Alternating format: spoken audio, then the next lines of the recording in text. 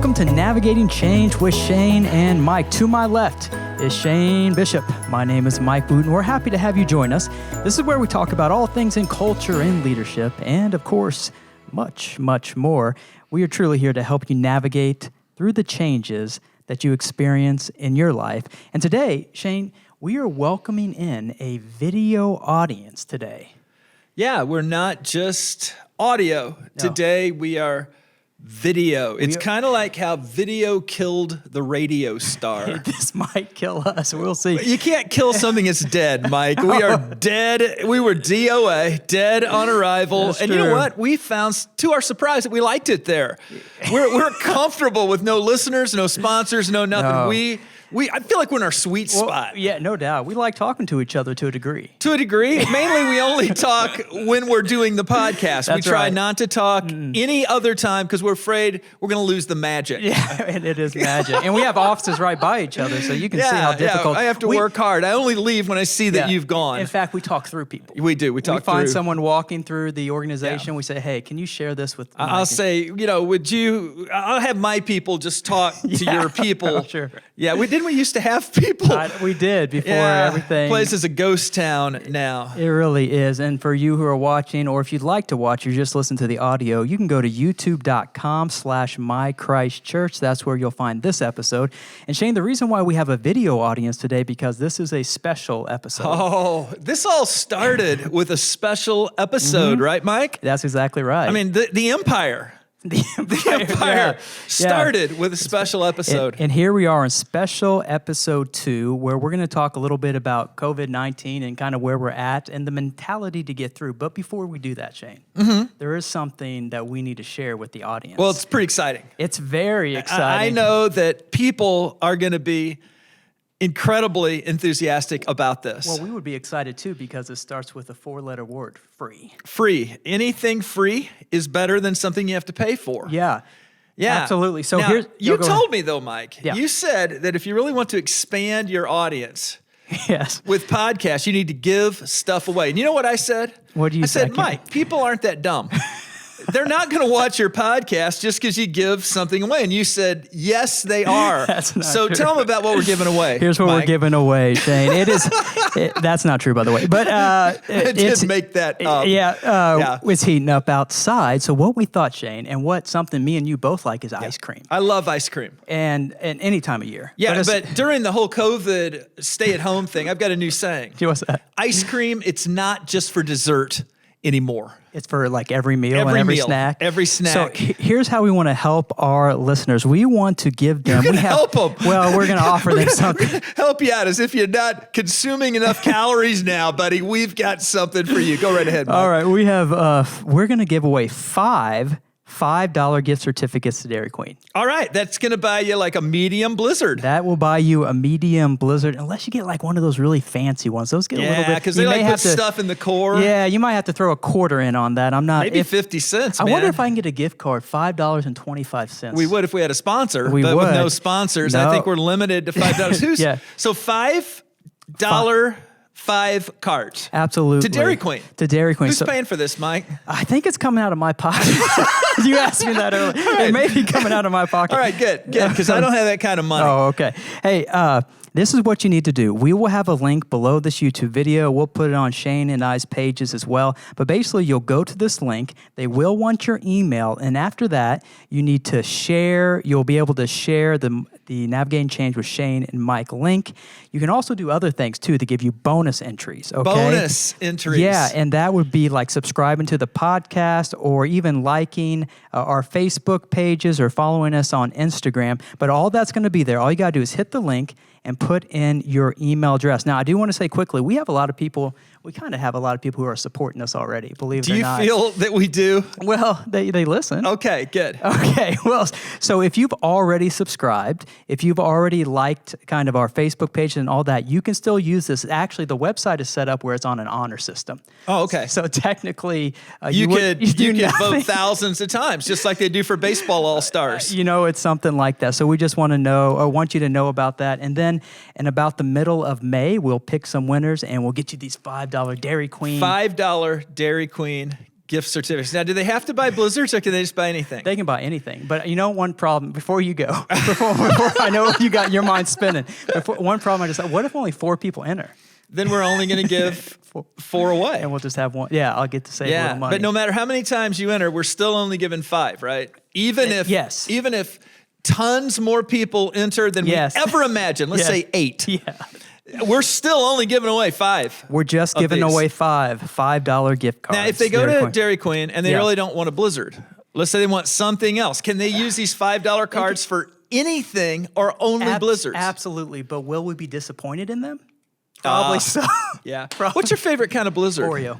Oreo. Oh, yeah. Yeah, I'm pretty solid. I mean, I like all types of Blizzards, but Oreo would be mine. What about yours? Reese's Peanut Butter Cup. I'm a Reese's Peanut Butter Cup Blizzard connoisseur. So here's what I think. With the Reese's Peanut Butter Cup, it seems like the flavor kind of goes away after. Like your taste buds get used to it. Do you agree with that or no? No, I think your mouth gets coated in this waxy kind of stuff. And it's like 3 weeks before you can taste anything again. That's why I love it so much. That's actually a great That's why I eat it, because like yucky tasting things that are good for you. Yeah. You know how when they made all things good for you, they said, well, are you sure it tastes bad enough to be good for you? Yeah. Well, you eat a Blizzard, you get your mouth all coated in wax. For like 3 weeks, you can eat things that are good for you and you'll never taste them. Look at that. So we're really helping people with their health today too.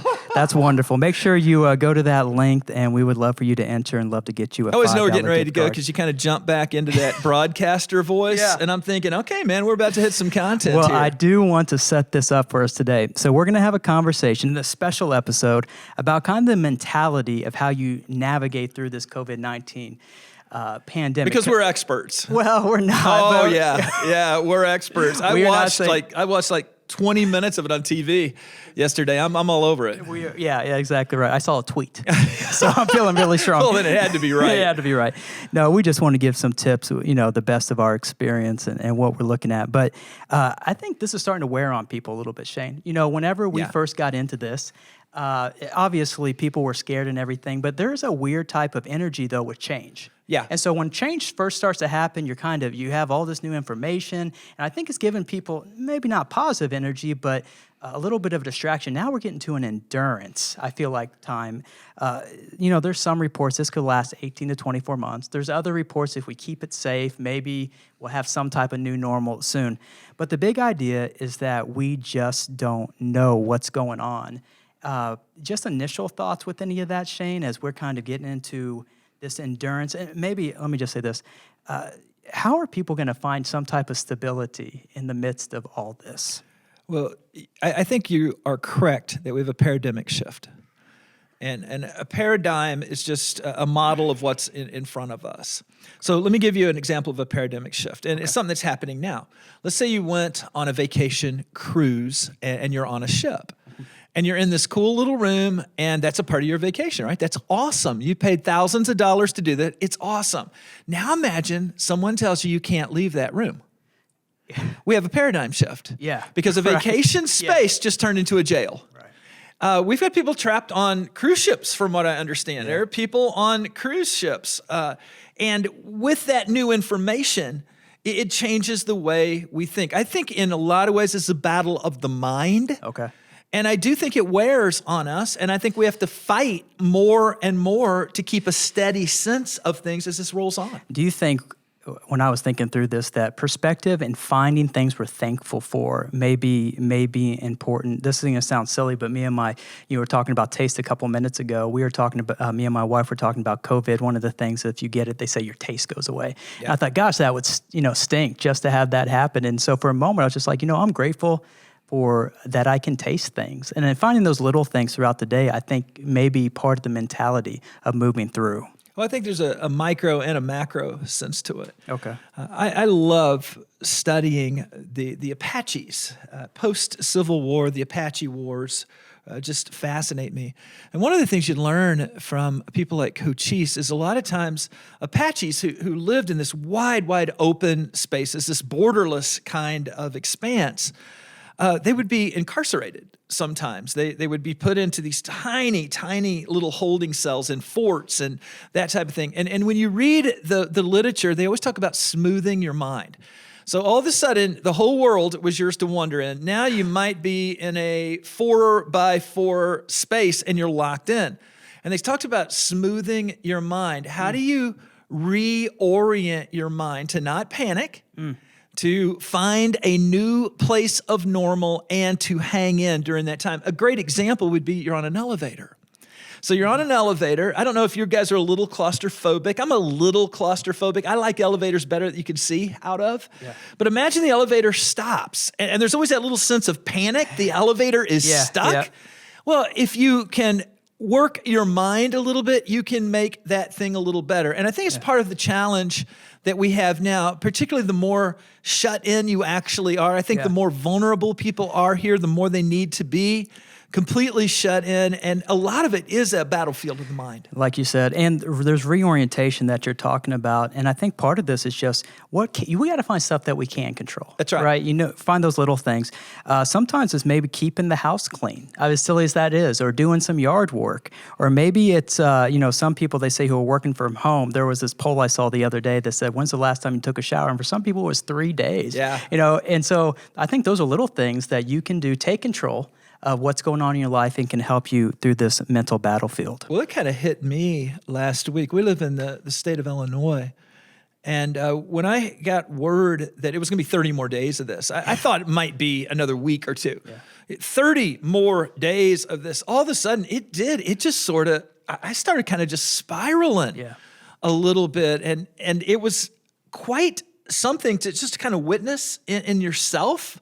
But I got thinking, what can I do to help myself self-manage? And part of that was I've got to come up with some order. I got to come up with some routine. Yeah. I can't just act like every day this just happened. Yeah. That every day I have a new emergency. Yeah. What is a new routine and the new order? Yeah. For me, that's going to look like getting up at a certain time, taking a shower, getting dressed, finding some things to, as you said, to exert some control over. How many of our routines do we just kind of find? They're not intentional. Maybe it's a combination of work or family life. But when everything is disrupted, you may have to be intentional, right? In most of our lives, it's just like, the routine of my day forces me to do these things at these times. But when everything gets all disoriented, we have to maybe be intentional with that. And I think intentionality is a great way to deal with being uprooted. We have to live intentionally because nothing we've been doing is in play right now. Not at all. Well, a lot of strong emotions we're seeing right now with reopening the church and reopening the country all around. And I think they're justifiable on every case. So there are some people I don't know anyone who's lost. I do not know personally someone who's died from COVID-19, but there's several people I know who have family members who have. So they're saying things like, we need to make sure that we stay home and protect one another. But then there's other people who are losing their businesses that they've worked their entire lives for. Some people, retirement savings, they worked their whole lives for. That's, maybe dwindling. And they're saying, we got to get the economy moving here. There's fear about economic catastrophe, not to mention that there's people feeling that maybe our rights are being violated. All these things are valid, but they really are creating a little polarization and strong emotions. Shane, maybe just your initial thoughts on that. And then where does faith start to come into play for people who are people of faith? Yeah, we are close to a tipping point. There's a time when something is very, very obvious as to what you ought to do. And 95% of the people say, this is what we ought to do right now. But there's a place that we get back to a tipping point. And I think we're getting close to that in our country, which is why the debate is stirring again. First of all, this isn't causing polarization. It's exposing pre-existing polarization. Because it's the same people that were fighting about everything before that are fighting about this, and they line up right along the same lines. What's a little different for me is that I'm just going to say this anecdotally because I don't have statistics in front of me. But of the people I know, people who are getting paid, who are off work, whose lives have just been a little inconvenienced by all of this, most of those people are kind of saying, you know what, we can stay home a little longer. Right? We can do this a little longer. This isn't all that bad. Have Amazon keep delivering the groceries. That's right.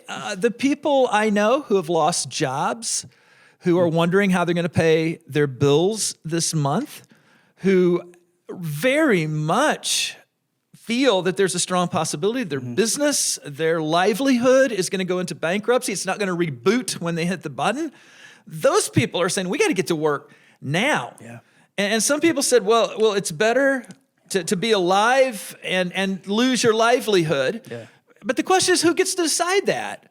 Do I get to decide that for you? Well, in this country, if I'm elected, I suppose I do. Yeah. But that, I think, is kind of the gist of it. Yeah. Are there people who would prefer not to be alive if they lost absolutely everything? Apparently there are. So it's a more complex situation than we think. Yeah. But I think it all comes from what your situation is. Absolutely. Where does faith play into this? I think faith plays all over this. And I think faith is, Hebrews 11:1 says faith is the substance of things hoped for, the evidence of things not yet seen. My prayer for all of this is that when this is all said and done, that we emerge from this better. That our families emerge from this stronger, that we begin to live intentionally, that we ask questions about the old template that probably wasn't working so well for us anyway. We were just too busy to notice. Yeah, good point. That we ask questions about the church, which has been in precipitous decline for 50 years in America, and yet we just kept doing the same stuff. I think hope is believing that if we lean into Christ during tumultuous times, that we can come out better and stronger on the other side. And I don't believe that Christian people experience something like this the same as those who do not believe. There is something different about us. There has to be some peace within us that non-believers don't have. Absolutely. In some way, this is going to work together for the good. That's a part of we don't know how. We don't know how. And we're not saying that it doesn't feel great. I'm not saying this is from God or anything, but we have a hope that somehow in the midst of it all, God can turn this together. And Mike, that's a question I get asked a lot. You said this isn't from God. There are going to be people out there, maybe people who more of a reformed kind of theology that says, maybe this is from God. Yeah. Other people, kind of more of our Armenian theology, are going to go, God can use difficult things, but God doesn't send it. And obviously, if you're in a debate and you could only use the Bible, you could land on both sides because that's why it's a debate. Yeah. How do you feel about this, Mike? Is this something that God puts on cultures to make us rethink things? Or is this just a crappy piece of luck and God will help us deal with it? It's always hard for me whenever there's a lot of death and destruction for me to think that that's from God. Ultimately, for me, that's where evil has come into the world and started to just throw everything off. I think of God as one who can work through these type of things and bring it together. I will say, though, even if you look at John, like when Jesus is talking to the disciples in John, he says to them, remain in me, remain in me. And there's an idea of a protection that comes over people, places that do say, God, I want to follow you. And so I understand that angle too, is saying, well, why isn't God protecting right now? Or, but is God protecting in some ways? It's easy for me to say that from here, but what do I say to someone who lost a loved one? Sure. And so for me, I would just lean towards this isn't from God. He's still working out things together for the good. But I do have some questions about it too, Shane. Yeah, I think sometimes people look at clergy or theologically based people, or people that have, like popular podcasts. Yes. Like people other than us. Like 17 people, that have that are giving away like $25 gift certificates. That would be an awesome from prize. Dairy Queen. Yeah, because Dairy Queen won't even. I'm a little concerned. We may have to have our attorneys, if we had attorneys, look at this, because Dairy Queen may say, hey, they're making people think that we're a sponsor, and there's no way we would ever be associated with that show. So we need to make sure that they are not implicated as sponsors. Like when you watch a movie and you see Coca-Cola or something like that, and they'll say like, that was like, or maybe a game, a baseball game, and you'll see someone and they'll say like, that was $1 million worth of advertising that they got for free. Right. So I wonder what Dairy Queen is thinking when they see that we're talking about them. They're probably like, hundreds of thousands of dollars in advertising just given away. Boom. I don't think anyone from Dairy Queen corporate is going to watch this. And I'm just hoping like maybe 4 of their customers do. To get back to my original point, I think sometimes people think folks like you and me have this all figured out. We've got questions too. We hurt too. Yeah. I can tell you where I posit, I don't think God causes bad things. Yeah. I think that is a condition that entered the world when sin entered the world. And I'm a big creationist theologian, and by that I mean, if you want to know what God intended, look at the world before the fall. Right. Before the fall, we don't have disease. We don't have pandemics. We don't have those kind of things. So anything that happens after the fall is a result of sin. Yeah. So for me, is it a result of your sin or mine? I'm just going to say the sinful state of a world introduces things like death and disease and crime and abuse, and the list goes on and on. Can God work through these bad things to get our attention, to turn us around? I'm going to say God often does, but I don't think God causes these things. You know, we've really talked a lot about macro there, Shane. One of the micro ways that I was thinking about in polarization with, or just disagreeing about these type of things in terms of the people with high emotions and all this, I do think listening in general is very important.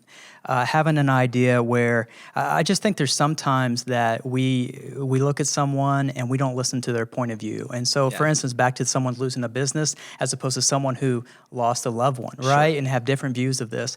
I'm not saying to change each other's mind, but I do think we have to find some type of compromise in all of this. And I do think listening to one another at least loosens us up in a way where we can do what's best for everyone to a degree. Well, we talked in an earlier podcast about empathy. Yeah. And I may have my position, and these days people radiate at really high frequencies, and it's almost like the mantra is, I am outraged, therefore I am. And the more outraged people are, the quicker they go to social media. Yeah. You know, you think about the old days. Let's say you were really upset about something, you were going to write a letter. First of all, you had to find paper. Then you had to find a pen.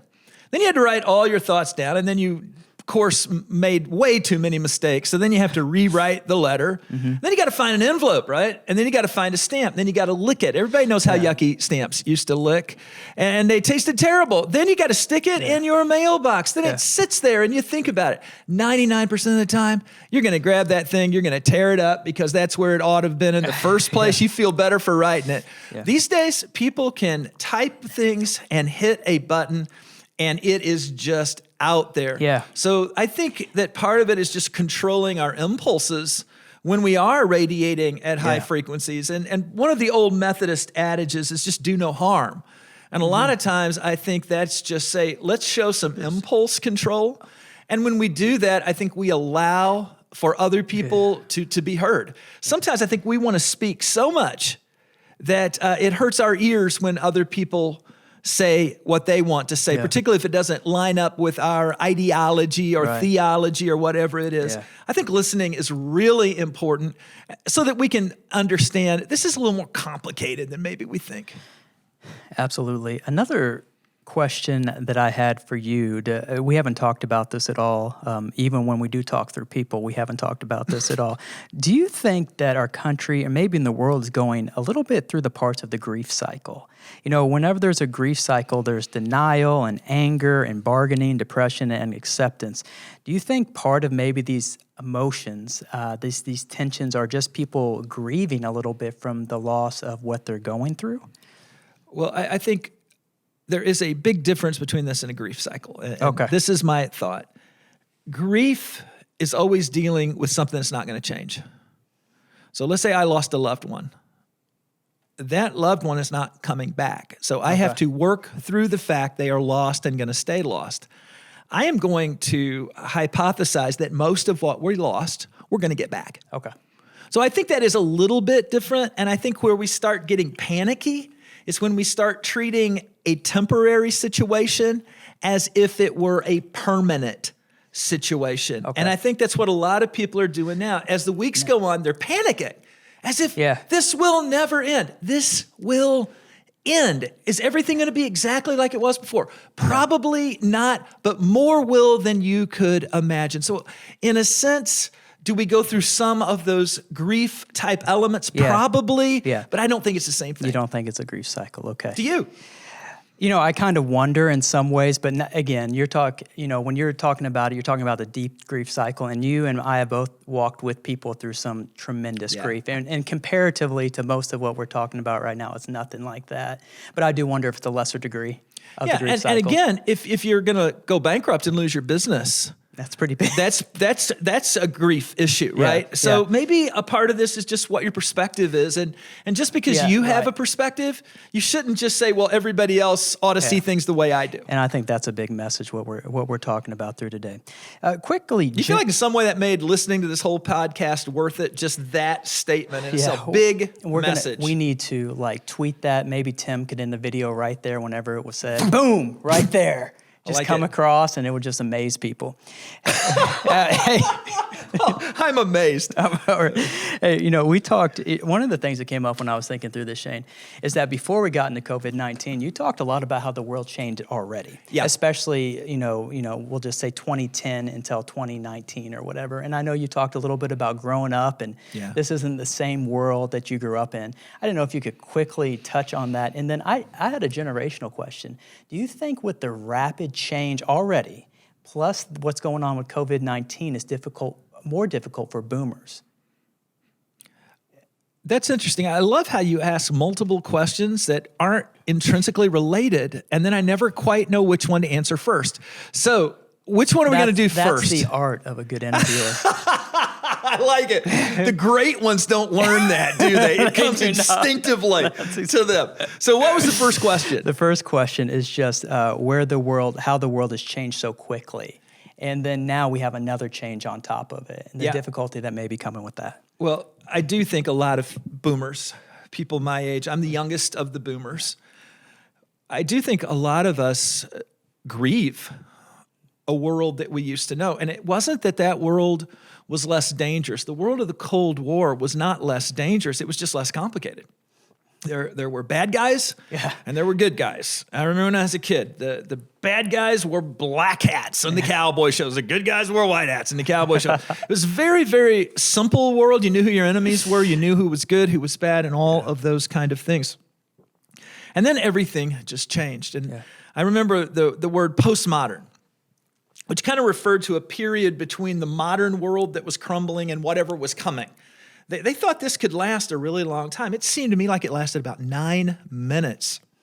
So for me, I don't see a lot of vestiges of a world that existed even 20 years ago. Yeah. And I think the rapid crumbling of that old world has only been exacerbated by this. This may end up being the last piece of the old world to just get toppled over. And after this, we may 100% be in whatever world there is to come.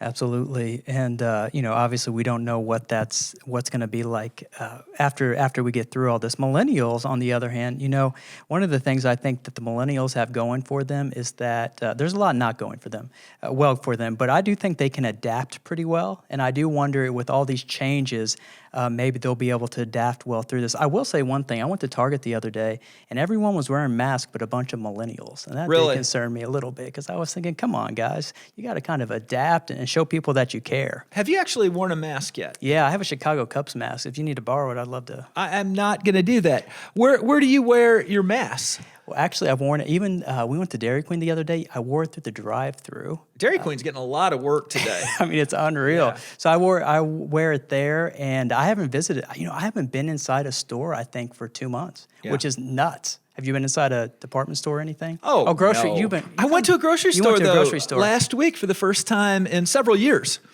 And it really kind of threw me off. Do you know what they do in grocery stores? No, tell me. They collect like a bunch of things that people eat, and they put them all in the same store. It's not like a section of a store. It's just there. I had some essentials that I needed to go get, and I went. I got skim milk. Oh, okay. Right? And then I got 2 gallons of ice cream, and I got some Diet Pepsi, and boom, I was out of there. No peanut butter. You're not... Melissa keeps peanut butter. It's the other essentials that she seems to be, I don't know, at times a little light on, particularly ice cream. Yeah. But yes, I went. But today I ordered a pizza because there were several people around the office. Yeah. And I thought, well, I'll order a few pizzas. So I went to Pizza Hut because that's where we used to go when I was a child. Incidentally, Pizza Hut is not a sponsor, nor is Dairy Queen. Mm-hmm. So I thought I'd just throw that out there.